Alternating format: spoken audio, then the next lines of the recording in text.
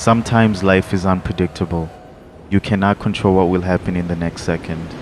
When you are running on a highway, with cars driving towards you, you can passively choose to hide yourself on a traffic island. It might be a correct way to protect yourself. However, you cannot move forward either. If you choose to face those cars and dodge them, you can move forward. But as long as you make one error, you might die a sudden death on the road.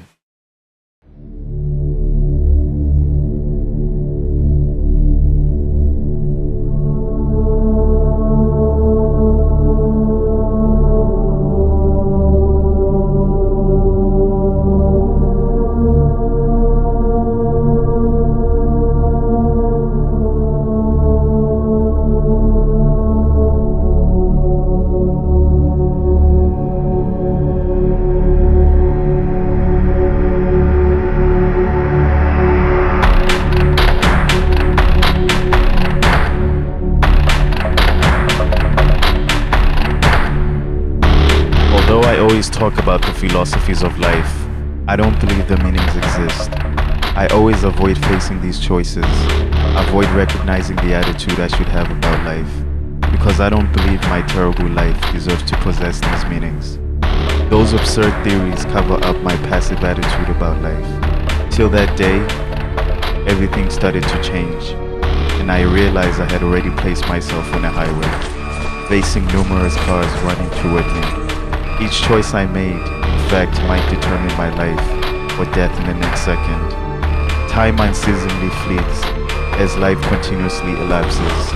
Time is usually influenced as my mistakes are irreversible. In a brief moment without time to think, my life gear starts to operate. Just like gunpowder ignited wrongly, crimes continue and are unstoppable.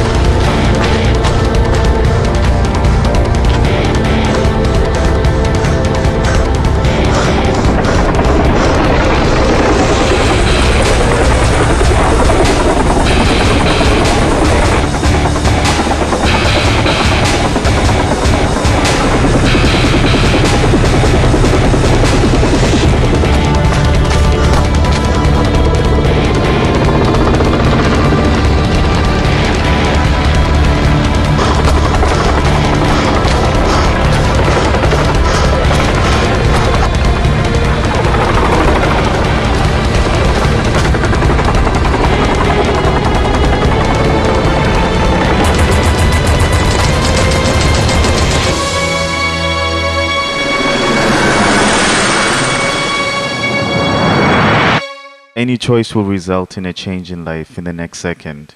Oh, I know, maybe you still feel confused. So let me explain from the very beginning.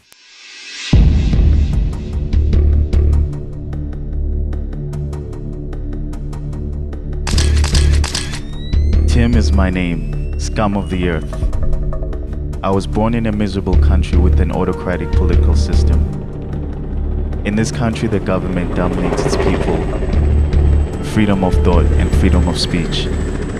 The people never receive any education. Every day we get up, we have to do construction for the government, helping it enhance the control over the people without any disobedience.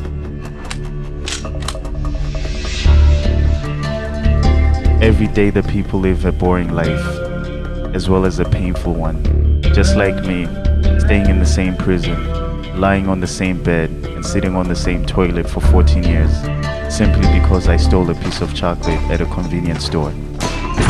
In this country, the number of people executed every year is more than those killed in car accidents, not to mention natural death.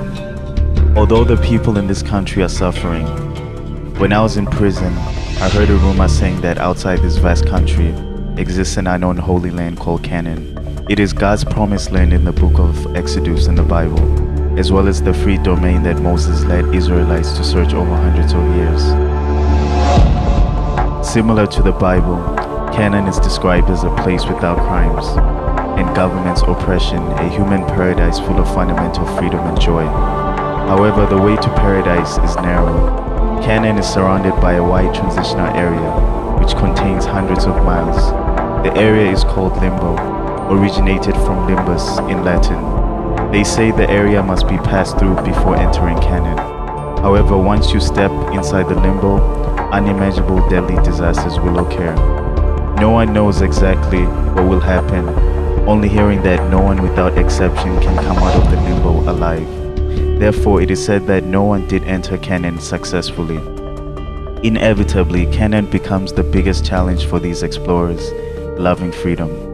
But these are only rumors. I never believe this bullshit, because you know my life has never given me any hope. After escaping from the prison, all I could remember was that I swam to the shore, only hearing my heartbeat and footsteps.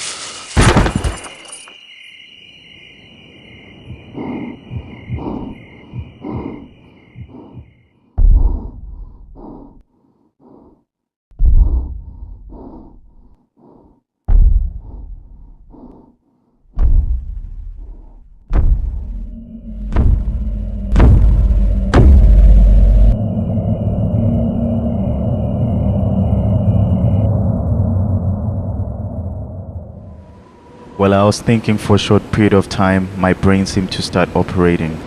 I did not open my eyes, but I could see the blurred sky. This was not a dream, but the sky seemed unreal. Maybe it was the sky inside the bottom of my heart, without any color and light. My messy and passive thought darkened the sky that was originally supposed to be clear and blue. Looking at this lightless sky, I found my disorderly thought somehow become surprisingly calm.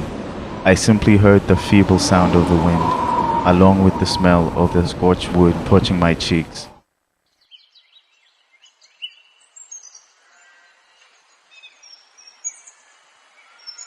However, what made me open my eyes was not the smell, but the tranquil sound of the wind. This was a small wooden house barely equipped.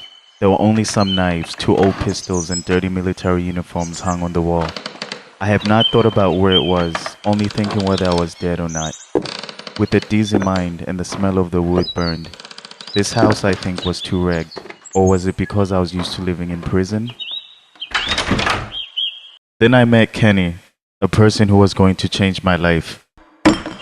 He looks almost 60 with a hoarse voice and a fierce-looking appearance that makes people feel friendly.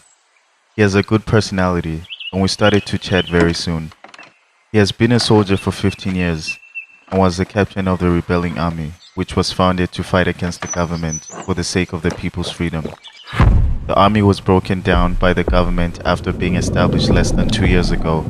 Since the army was disbanded, he started his escape alone. On his way, he heard the rumor about Canaan. Therefore, he started to prepare for the adventure, recruiting 2 members on the way. It was also the time when he met me. He tried to recruit me 3 times, so he would never give up this opportunity. This time, I believed I had no way back. After I ran away like now, sooner or later I would be caught and executed.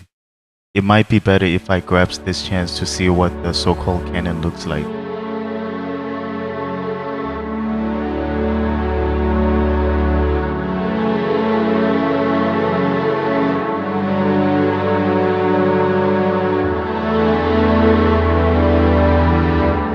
car ran on a highway, far from the mountain, here beyond the territory of the natural boundaries.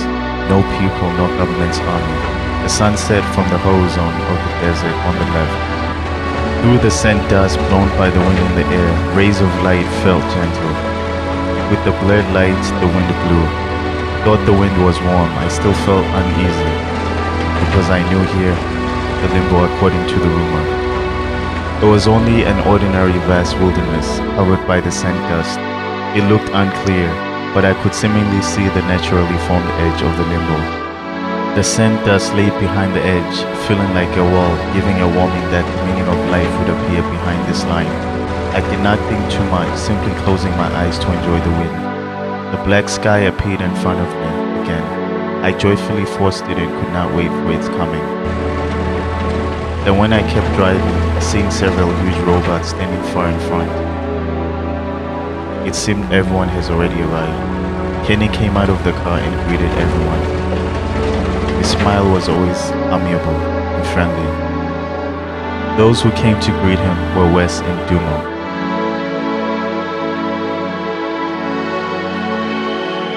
In the evening, all of us gathered together at a small house not far from the limbo to spend the last night. Everyone had a great time, drinking to celebrate the last meal in this life. Without much interest, I left the house and sat outside alone. The limbo seemed even more mysterious at night. I wonder what did exist after the mist. Beautiful cannon? Or maybe the tomb where our life ends? Kenny walked to me. Although we just knew each other today, he still took care of me as an old friend. His smile could always calm people down. As it became darker, people in the house were drunk, and one after the other. Surrounded by beer bottles, they gradually slept. Only Ken and I still talked outside the house. As the life gear continued moving, I was gradually pushed to the cliff. I had no way back but to jump downward blindly. I did not know what will happen next. No one knows. Maybe this is what my life is.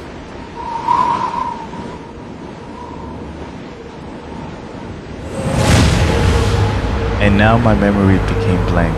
In my ear the sound kept pounding. What do I remember? I just remember that 10,000s of meteors rushed at us, and in the chaos, Dumo died, West died, and so did Kenny, leaving me lying in this ravaged place with my eyes open. Right now, surprisingly, I'm feeling so calm. As it turns out, there is no such place called canon. People only try to get comfort from this rumor. This is a lie. Till now I realize everything. Life is so contradictory. I run to the end of my life's highway. This end is a cliff. Even though I was not hit by cars, I am still destined to jump downward. If one day you come to me and say, "Hey, I found canon," you know what? I'll smile back and tell you, don't be silly. We've been there already.